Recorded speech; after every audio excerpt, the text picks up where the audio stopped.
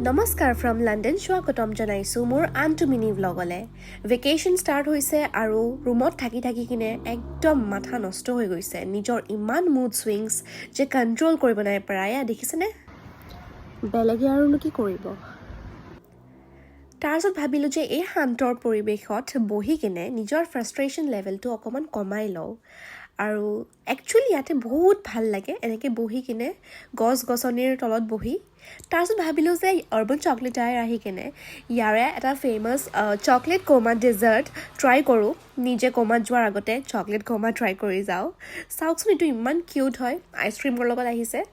And মই ল'লোঁ লগতে কফি।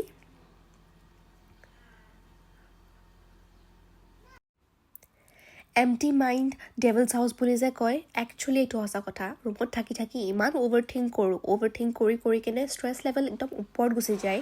চ' নিজৰ লগতে সুখী থকাটো, নিজক ব্যস্ত কৰি ৰখাটো বহুত জৰুৰী হয়। আৰু যদি আপুনি নিজৰ কোম্পানী ভাল পাব পাৰে তেনেহ'লে লাইফত চব পাৰিব।